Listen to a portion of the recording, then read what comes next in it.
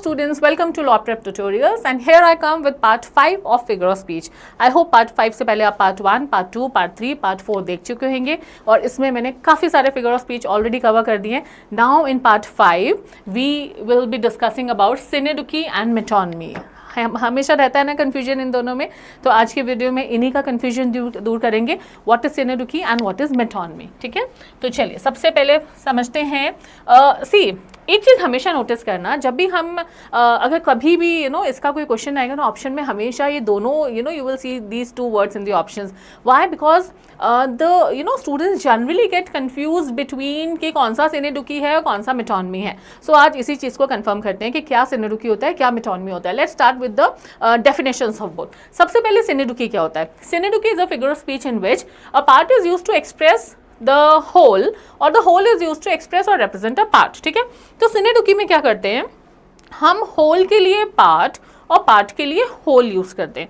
अब होल के लिए पार्ट और पार्ट के लिए होल का क्या मतलब है? ठीक है, फॉर एग्जाम्पल इफ आई से I want all eyes on me right now. So what do I mean by this? ठीक है, अगर मैं अभी यहाँ पे बहुत सारे बच्चे बैठ के मुझे देख रहे हैं और मैं कहती हूँ I want all the eyes on me. So when I say I want all the eyes on me, what does this mean? Do I expect that you will only give me your eyes? No, I don't want your eyes, है ना. I want your attention. I want the complete student. अगर मैं ये बोलती हूँ all eyes on me, if I say all ears on the stage, that means when I say all ears, please lend me your ears, that means please listen to me carefully. When I say all eyes on me, that means I am requesting you to please look at me carefully, please watch me carefully. ठीक है, please watch this video carefully. So when I say all eyes on me, that means ध्यान से देखो. Can you please lend me your ears? I don't want, मुझे आपके कान नहीं चाहिए. I lend me your ears means ध्यान से सुनो. So यहाँ पे हम क्या कर रहे हैं? See, synecdoche में हम पार्ट होल के लिए, होल पार्ट के लिए यूज करते हैं. एक बार इसके कुछ एग्जांपल्स देख लेते हैं ताकि समझ आ जाए. For example when I say she is the bread winner of the family. So when I say she is the bread winner of the family, bread winner का मतलब क्या हुआ? Well, saying that she is the bread winner of the family, bread winner, just a minute. So breadwinner means that she is the person who is earning for the family. समझ आया? So a person who is earning for the family. So basically मैंने क्या किया, person, ठीक है, basically earning person जो कि एक होल है, उसके लिए मैंने क्या यूज कर दिया? मैंने यूज कर दिया ब्रेड विनर. सो ये होल है और ये पार्ट है. ठीक है, होल के लिए मैंने पार्ट यूज कर दिया. Even the best brains of my class could not solve that problem. So when I say even the best brains of my class could not solve this problem, that means मेरी class के सबसे intelligent बच्चे. So what I have done here, intelligent बच्चों के लिए जगह मैंने क्या यूज कर दिया? मैंने बेस्ट ब्रेन्स यूज कर दिया. देखो ये जो synecdoche और metonymy है ना, काफी ओवरलैपिंग है, काफी कंफ्यूजिंग लगता है बच्चों को, बट आपको सिर्फ ये देखना है कि क्या एक चीज से दूसरी रिप्लेस हो रही है या एक बड़ी चीज के लिए छोटी चीज यूज हो रही है. बस इतना ही फर्क है synecdoche और metonymy में. ठीक है, सो when I say even the best brains of my class could not solve that problem, so best brain का मतलब क्या हुआ? बेस्ट ब्रेन का मतलब हुआ even the intelligent students of my class. ठीक है, next, they needed more hands in the factory. So when I say they needed more hands in the factory, for example, I'm trying to move this table. मैंने आगे अभी यहाँ table रखी है, ठीक है, I'm trying to move this table. मेरे से नहीं हिल रही है, it's quite heavy, okay, and two people are already here with me, helping me move this table. Now I say, can I have some more hands, please, to help us move this table? So when I say, can I have some more hands, please, to help us move this table, what do I mean with this? अब ये बोल के मैं क्या बोलना चाह रही हूँ? Do I need only your hands? No, hand का मतलब है मुझे कुछ और लोग चाहिए. I need some more people who can come here and who can help us move this table. So basically जब हम एक बड़ी चीज़ के लिए छोटी चीज़, हम एक पार्ट के लिए होल या होल के लिए पार्ट यूज करते हैं, ये synecdoche होता है. ठीक है, so hired hand means people, best brain means intelligent students. ठीक है, she has many mouths to feed. अब मैनी माउथ्स का मतलब क्या हो गया? यहाँ पे मैनी माउथ का मतलब है दैट, अब जैसे यहाँ पे अर्निंग पर्सन था, यहाँ पे डिपेंडेंट पर्सन हो गया. समझ आ रहा है डिफरेंस, है ना? सो when I say she has many mouths to feed, that doesn't mean कि सिर्फ मैं सिर्फ और सिर्फ मुंह की बात कर रही हूँ. That doesn't mean that I am talking only about the mouth. That means I am talking about the entire human body और उसकी सारी बेसिक नेसेसिटीज. इस चीज को समझो. सो when I say that she has got many mouths to feed, that means there are so many people who are completely dependent on her. Okay, that is the meaning of this sentence. The eyes watched him closely, जैसे अभी मैंने बोला ना, the eyes watched him closely. So when I say the eyes watched him closely, that means someone was watching him closely, not just the eyes, someone was watching him closely. All right, she counted every head in the crowd. So when I say she counted every head in the crowd, head मतलब क्या है? सिर्फ head थोड़ी चल रहे हैं crowd में. सोचो इसको, हमने हेड बोला लेकिन हम हेड किसके लिए यूज कर रहे हैं? हम हेड यूज करते हैं for the whole person. I am using head for the whole person. I am not using head because see only the heads can not walk in the crowd ना. Head means the whole person. Their blades were sharp. Now what do you mean by this? That their blades were sharp. Blade का मतलब है their sword. Sword मतलब समझते हो ना? By the way, it is not called sword. ठीक है? ये जो word है ना, SWORD, इसको sword नहीं बोलते हैं बच्चों, इसको sword बोलते हैं. W साइलेंट होता है. ठीक है, जल्दी से एक सेंटेंस हिंदी में बोल रही हूँ, उसको जरा इंग्लिश में ट्रांसलेट करके कमेंट में लिखो. एक मयान में दो तलवार नहीं रह सकती. चलो क्विकली इसको इंग्लिश में ट्रांसलेट करके लिखो ना. यू मस्ट बी वंडरिंग ना मयान को हिंदी को इंग्लिश में क्या बोलते हैं. That's what I want to know. क्या बोलते हैं मयान को English? It's impossible to keep two swords in a single dash. Okay, और one single dash can not hold two swords. अब वो डैश में क्या आएगा जल्दी से मुझे कमेंट सेक्शन में बताओ. Okay, coming back to this, हम जब भी किसी भी बड़े पाठ के लिए एक छोटा पार्ट यूज़ करते हैं, यहाँ पे हमने हर जगह यही करा. हमने एक बड़े पार्ट के लिए या पूरे के पूरे इंसान के लिए मैंने उसका कोई एक बॉडी पार्ट यूज़ कर लिया, या कोई एक बड़े होल के लिए मैंने कोई एक छोटा पार्ट यूज़ कर लिया. दैट्स सिनेडुकी. ठीक है, ब्रेड विनर किसके लिए यूज़ करा? The one who is earning के लिए. ठीक है, बेस्ट ब्रेन किसके लिए यूज़ करा? इंटेलिजेंट स्टूडेंट के लिए. मोर हैंड किसके लिए यूज़ करा? some more people who can come and help me move this के लिए. Many mouth, again those who are dependent. Eyes, again spectators or audience we can say. Every head means again people. And blade means sword. तो यहाँ पे सब के लिए, यहाँ पे सब क्या हो रहा है? हम whole के लिए पार्ट यूज करें. These are all parts that I am using for whole. तो ये सिनेडुकी हो गया. कहीं पे भी अगर आपको ऐसा लगे कि एक हमने एक पार्ट यूज करा है लेकिन ये एक्चुअली होल के लिए यूज हो रहा है, वो सिनेडुकी होगा. अच्छा, this works vice versa as well. अब वाइस वर्सा कैसे काम करेगा? होल जैसे ये था होल के लिए पार्ट यूज करना, वैसे पार्ट के लिए होल यूज करना. बेस्ट एग्जाम्पल इज कभी भी जब मैचेस होते हैं हम क्या बोलते हैं? India won the match. India won the match. India की कितनी पॉपुलेशन है? It's more than 140 crore.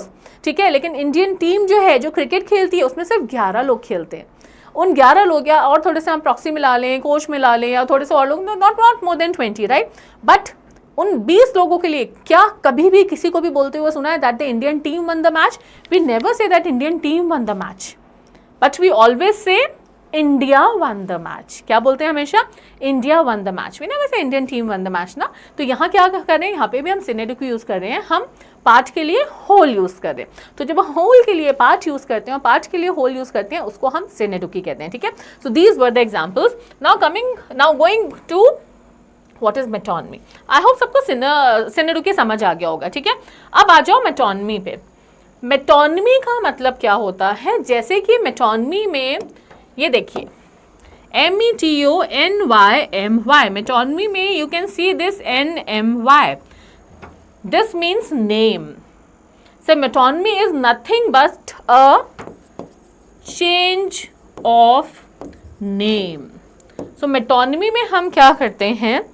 एक कोई भी चीज को हम उससे एसोसिएटेड किसी दूसरा वर्ड के लिए यूज कर लेते हैं. एंड मेटोनमी एक ऐसा फिगर ऑफ स्पीच है जो हम अपनी रेगुलर लाइफ में, डेली लाइफ में अनकॉन्शियसली इतना यूज करते हैं ना कि हमें पता ही नहीं होता that we are using metonymy. Yes, for example what I generally see in the coaching, when students are searching for me, probably they won't say where is Vandana ma'am. They will keep on asking where's the English teacher, where's the English teacher. तो वंदना ma'am से closely associated मेरे students के लिए कौन सा word है? That is English teacher, right. तो कितनी बार ऐसा होता है वो वंदना मैम की जगह क्या यूज कर लेंगे? English teacher. That's metonymy. Vandana ma'am ने यूज़ करा, इंग्लिश टीचर यूज़ कर लिया, है ना। अगर मैं आपसे पूछूं कि आज बहुत बारिश आ रही थी, आप आज आप आज कैसे आए हो सुबह, ठीक है, तो यू से कि मैम मैं तो उबर से आई हूँ। व्हाट इज उबर? उबर से थोड़ी आए हो आप, कैब या टैक्सी से आए हो, है ना। बट हम जनरली क्या बोल देते हैं कि हम उबर से आए हैं आज, है ना, हम उबर से आए हैं। तो उबर क्या होता है बेटा? उबर तो एक ऐप का नाम है, आप ऐप में बैठ के थोड़ी आए हो, आप तो टैक्सी से आए हो, आप कैब से आए हो। बट ये हम इतना ज़्यादा टैक्सी से का रिप्लेसमेंट हो गया है उबर, है ना। कैसे जाओगे? उबर से जाएंगे। कैसे आए हो? उबर से आए हैं, है ना। So Uber is basically name of an app, right. But इससे जो क्लोजली एसोसिएटेड वर्ड है टैक्सी, हम टैक्सी वर्ड नहीं यूज करते, हम टैक्सी से क्लोजली एसोसिएटेड वर्ड क्या है? उबर। हम जनरली उबर बोल देते हैं, है ना। या खाना बनाने का मन नहीं कर रहा, स्विगी कर लेते हैं, बोलते हैं ना। स्विगी कैसे कर लोगे, है ना, स्विगी कर लेते हैं ना। तो आप स्विगी मतलब आप खाना ऑर्डर कर रहे हो, है ना, you are ordering the food, you are not swigging. Swigging is not the process. Swiggy से मतलब ऑर्डर करने से क्लोजली रिलेटेड वर्ड क्या है? स्विगी। तो आपने क्या बोला? स्विगी कर लेते हैं। सो बेसिकली अब जैसे मेरे हाथ में पेन है ना, pen is mightier then the sword. इस सेंटेंस का मतलब क्या है? इस सेंटेंस का मतलब है, पेन का मतलब है द विजडम, द नॉलेज, और सोर्ड का मतलब क्या है? The physical strength. तो ये बोलना है अगर मुझे कि knowledge is mightier than physical strength, मैं नॉलेज और फिजिकल स्ट्रेंथ वर्ड ना यूज करके उससे क्लोजली एसोसिएटेड जो वर्ड है अगर मैं उनको यूज करूं, that would be metonymy. Very simple. समझ आया मेटोनमी क्या होता है? So basically metonymy is a figure of speech where Metonymy is a figure of speech where you replace the name of something with something else closely associated with it. समझ आया? Metonymy में हम क्या करते हैं? हम एक चीज़ को उससे क्लोजली एसोसिएटेड जो दूसरी चीज़ है हम उससे रिप्लेस कर देते हैं। सिंपल। एक कोई भी चीज़ है, फॉर एग्जाम्पल इफ़ यू, अगर आपको डेजर्ट में सिर्फ और सिर्फ पेस्ट्री पसंद है, let's have an example. Okay, for example, for you dessert means only having some pastries. ठीक है, तो कुछ टाइम के बाद आप नोटिस करोगे कि खाना खाने के बाद you won't be saying that let's go for dessert. You will say let's go to have a pastry, है ना. तो क्योंकि आपके लिए डेजर्ट से क्लोजली एसोसिएटेड वर्ड है पेस्ट्री, तो हम किसी भी वर्ड को उसी से क्लोजली एसोसिएटेड किसी दूसरे वर्ड से जब रिप्लेस कर देते हैं, दैट बिकम्स योर मेटोनमी. समझ आया क्या होता है मेटोनमी? कुछ एग्जांपल्स देखते हैं तो और अच्छे से समझ आ जाएगा. ठीक है, सिनेडुकी में हम छोटे से बड़ा या बड़े को छोटे, बेसिकली पार्ट टू होल या होल टू पार्ट रिप्लेस करते हैं. बट मेटोनमी में हम एक चीज़ के बदले में दूसरी चीज़ लिख रहे हैं. इसको समझो.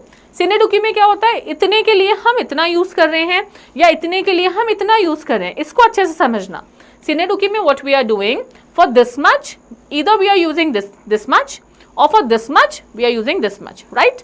मेटोनमी में instead of this I am using this. बस इतना अगर याद हो जाएगा ना, ये कॉन्सेप्ट समझ लिया, then you can never go wrong with it. ठीक है, चलो let us see some examples of metonymy so that you understand these things clearly. These were Sineduki. Now here is metonymy. चलो अब मेटोनमी कैसे? From cradle to grave. Now when I say from cradle to grave, so what do you mean by from cradle to grave? देखो, अब इस sentence का मतलब है basically from birth to death. Alright, अब यहां पे देखो हमने क्या किया, मेटोनमी को कैसे यूज किया उसको समझो. बर्थ से क्लोजली एसोसिएटेड वर्ड क्या होता है? क्रेडल. क्रेडल का मतलब क्या होता है? वो झूला जिसमें बच्चा जब पैदा होता है ना तो हम उसको डालते हैं, उसको हम क्रेडल बोलते हैं, राइट. डेथ से क्लोजली एसोसिएटेड वर्ड क्या होता है? ग्रेव. ग्रेव सबको पता है ना, जहाँ पे बरी कर देते हैं. तो बर्थ से क्लोजली एसोसिएटेड वर्ड है यहाँ पे हमारा क्रेडल. डेथ से क्लोजली एसोसिएटेड वर्ड है हमारा यहाँ पे grave.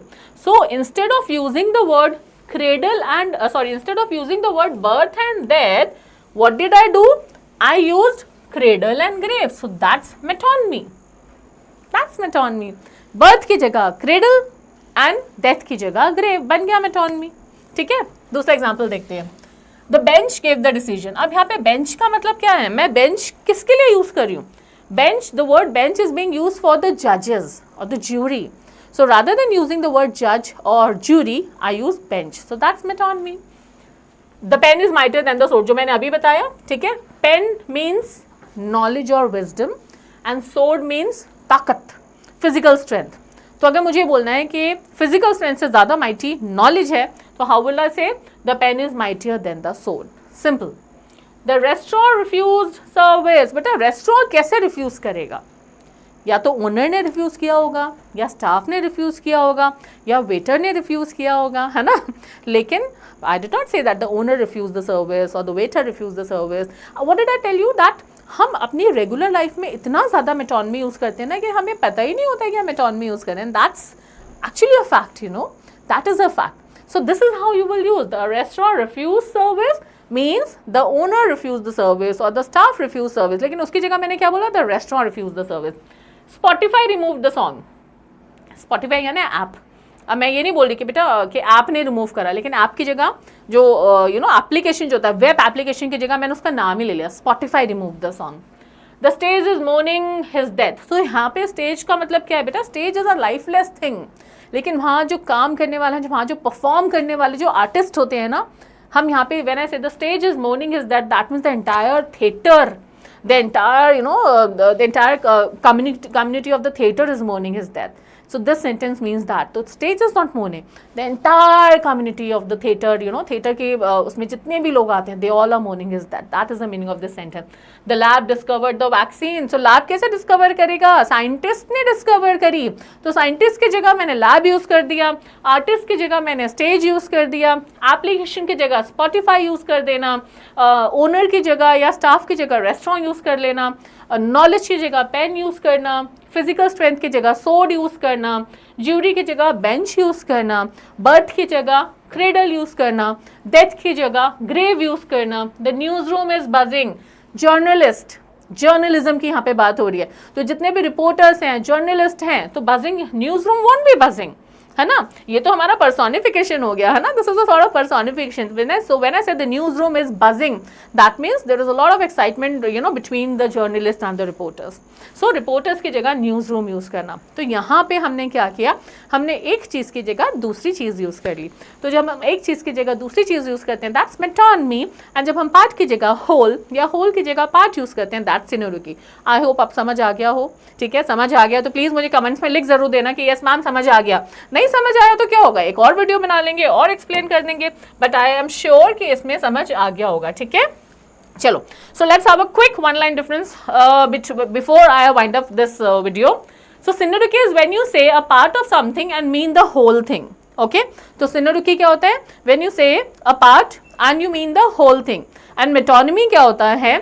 is when you say something is related to instead of its actual thing। So that is the difference between synecdoche and metonymy। So this was a one line difference। I hope with this the difference between metonymy and synecdoche and the concept of metonymy and synecdoche is crystal clear to all of you। If yes, please do mention that in a comment section। And now see you in the next video with some another parts of speech। Till then, bye bye।